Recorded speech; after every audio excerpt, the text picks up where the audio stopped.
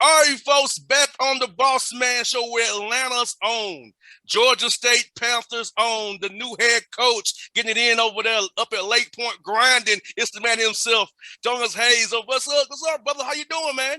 What's going on, baby? I'm gonna tell you this one thing, boss man. Your energy is elite.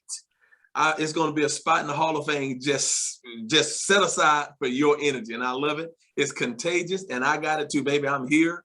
I'm having the time of my life at home, building this program, building upon the foundation that Coach Lanier and Coach Hanna before him and Coach Drizel before him laid. My house is going to look different than the foundation is set, but my house is going to look different coming up out of the ground.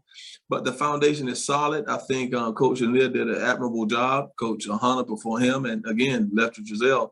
And so I've been put in a position to be the next torchbearer of this great program. No doubt. And like you said, you're back home. So you go to a young man, you can tell him, hey, Atlanta, it's me. I am Atlanta. Georgia State. Let me tell you something. When I talk about this city, I talk about what this program, when I was growing up, we used to play pickup at the sports arena, and what this city means to me. I'm not talking about it from a perspective of what somebody told me. Yes, firsthand. I'm not talking about it from the perspective of what I saw on the television or read in the newspaper. I'm talking about it from a perspective of what I know. Yes. And what this community and this school has meant to me firsthand, not secondhand. You got that right, brother. And you know what? It's such a gold mine here, man. What you all doing over there? Turner Field, well, Center Park Stadium now. What the convocation you got coming? The court you're gonna have over there, man. Playing Georgia Tech over there, the first game of the season over there, man. So what you all are doing is growing this program. Where I've seen it grow from where it used to be to where it is now. It's amazing. It's only gonna get even bigger. And Charlie Cobb, the president, man, Jonas, the students of it's lovely, brother. Let me tell you something. That speaks to the administrative support that we have. When you go down to Center Park and you go down to Summer Hill, the whole neighborhood area, the convocation center, it just speaks to the level of support that we have from our administration. But it also speaks, it's time to elevate. It's time to achieve just a little bit more. It is time that Georgia State basketball stop being looked at as the little engine that could. We're no longer a little engine anymore. All right. We're a full steam locomotive. And we're coming down this track. Now, we got a lot of room on this bandwagon. Like my dad used to say, a lot of people don't even won't know what the hell this word means, but it would behoove you to jump on board.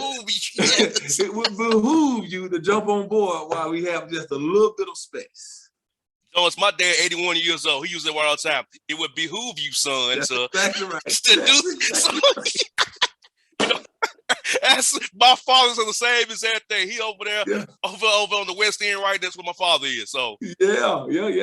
We grew up on that side of town. My brother, I got a house on Cascade. I grew up right. I went to Douglas High School, so that West Side is my side of town. And again, we grew up a stone's throw from where my office is right now. Boss man, if you'd have told me 10 years ago I could script my career and I could script it best case scenario, I don't think the result would be what we have right now. So you talk about somebody that understands and know that he's blessed to be in this position. Come on now. You got that right. I can ask you, man. At what point in your career, Jonas, did you decide, hey, I want to get into coaching? And what is your why for being to get into coaching? So for me, I got the bug to coach when I was still in high school. When I was in the 10th grade, I always had an idea or this inkling that I wanted to experience the game from a different perspective. And it was the game planning, the developmental piece. It always intrigued me because I was the type of guy that I like to be the guy that likes to outwork the next guy to get better, because a lot of people didn't think I was going to be as good a ball player as I did. And I didn't fight to prove people wrong. I fought to prove that I belong. All right. So you know what? I'm just as good as, because you put on your pants just the same way as I put on mine. There ain't no different. All right. But the reason I got into coaching, I understood the impact that all my coaches, my mom and dad, I consider them coaches. They coach us in the house. But every coach that I had, the impact they had on me, because I played the game that I love, and those people, I latched on to every word they say. And so every word they said. And so a lot of people don't understand there's a lot of power in the positive tongue. There's the power of life and death in your tongue. and I'm placed in a position where I'm coaching a game that a lot of you love, and it's my responsibility to speak life to them. And it is so transcendent, the effect that you can have on somebody's life at such an early age. That's the reason I'm in coaching, because I know what that meant for me. And I have this whole mindset about paying things forward. The impact that people, gave to me, the word they spoke into me, the impact they had on me, it is now my responsibility to then pay it forward to the next generation. And so it's going to be their job in 20 years or so, when they're placed in a position to help somebody, to then pay it forward. And so that's, for me, that's why I'm in coaching. And you know what, Jonas? When I was 4 years old, man, Frankie Allen, it's coach Tennessee State. Yeah. Took me on his wing at 4 years old. Went to Nashville for a camp. Him, Joe Esposito, Monty Wilson, Carlos Roger, Anthony Mason. They gave me hope at 4 years old. Let me tell you this. I give you another nugget. So I do a little reading, but Maya Angelou had this idea or this thinking. She had a quote someplace that 10 to 15 years, and I'm gonna put it in, I'm gonna paraphrase it and put it into the basketball terms of how I look at it. 10 to 15 years, 20 years down the line, after the team that I'm blessed enough to coach right now and lead right now, in 10 to 15 years, boss man, they're gonna forget what I've said to them. They will forget a lot of the things I've done for them or done to them, right? But the one thing that I'm very, very confident of, that they will never forget how I made them feel. And that's the power of your leadership, right? And so I take that very, very seriously. And that's something that's to my core, who I am. No doubt, man, no doubt. And you know what? Building relationships with your players and building a rapport with them, showing that you love them, is so important in today's world, where I got all these different outside noise now. So having the ideals that you have and the morals you have and the values you have, it's perfect for a young man to come say this. Jonas Hayes and his staff loves me. It's not just about wins and losses. He loves me as a man. A person wants to develop me as a man. They care nothing about how much you know until they know how much you care. 100%. 100%. And you know what? That's so important, because in today's world, Jonas, as you and I both know, it's immediate gratification. So if they don't feel that love from you or care from you, they'll bail on you. Especially with the way the portal is now, stuff like that. So, because when because me and you about the same age, so we grew up as by adversity. I'm 21. How old are you? 20.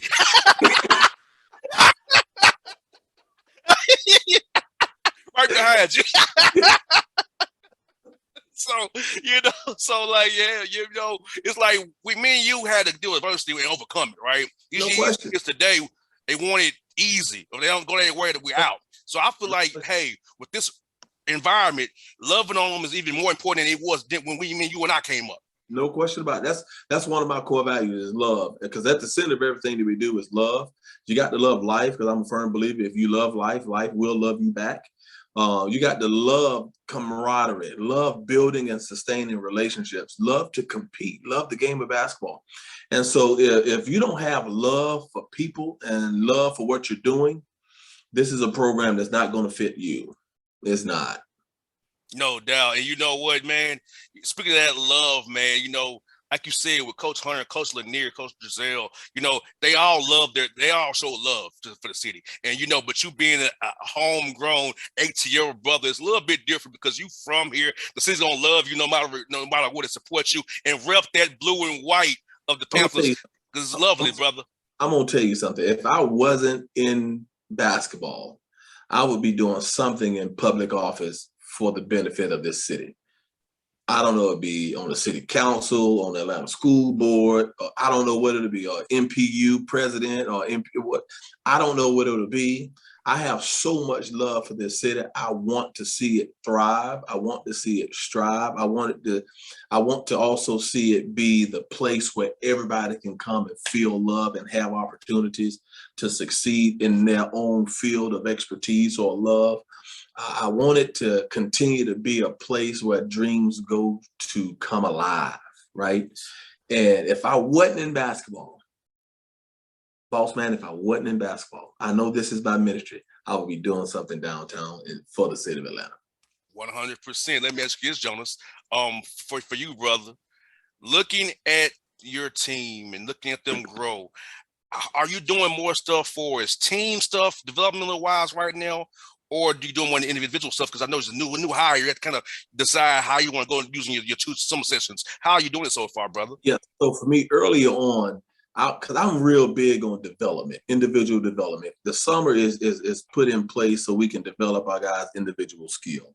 And I was familiar with the skill set of our guys just simply because I got my twin brother that's also on staff. So I was familiar with everyone's skill set. So I wanted to use the month of June to really, really focus on our individual skill attention. We're going to use the month of July, those 3 weeks or so in July, to kind of implement what we're doing as a team. But the crux of what we're doing, what can we be the best at? And I think player development is what we can be the best at. We're not going to be a jack of all trade program. We're not going to be a jack of all trade, master of none.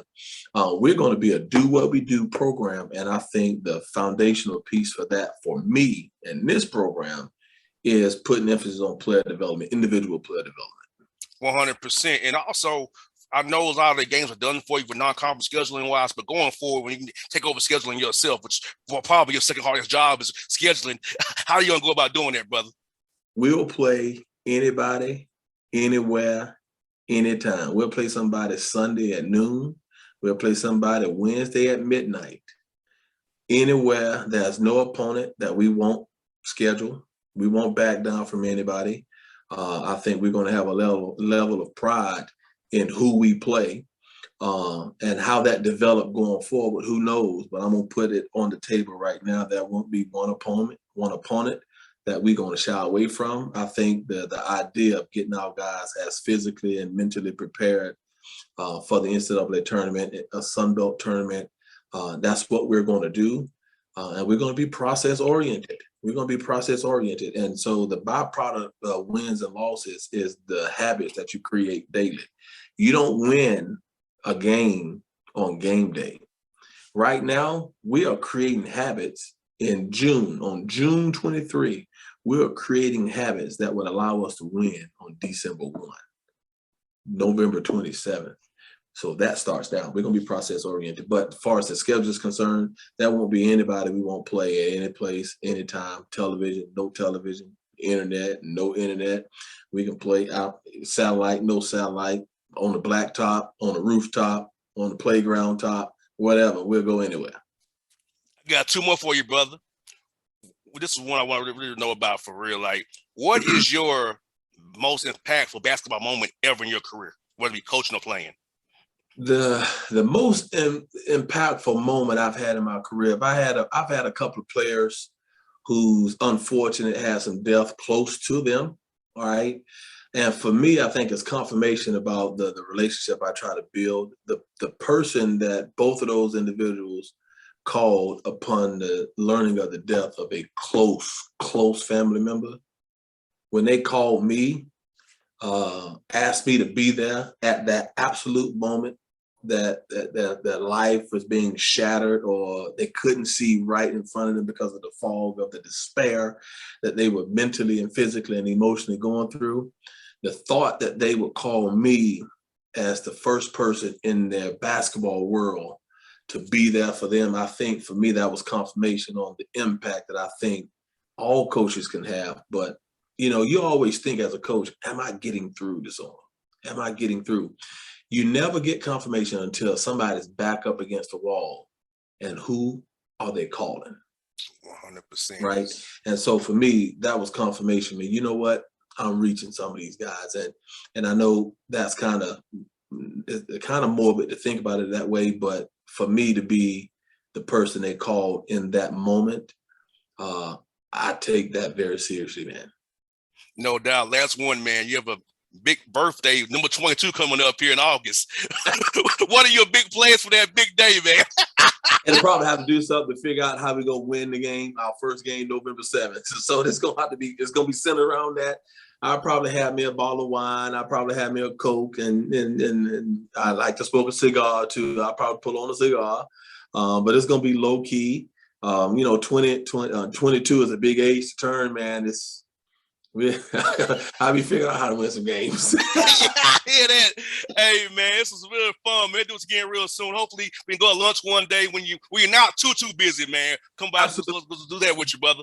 Bossman, I'm never too busy. If you want to come have your radio show at our practice on our set, I can get a couple of my players on there for you. Let's do that. I want to have a satellite radio show in my building on center court before or after practice. We need to set that up. Let's do it. Hey, I'm with it. I'm all for it, brother. I'm with it, brother. I'm with it, man. All right. Nice talk. Anytime, baby. Appreciate you, brother. Yep. I'll talk to you.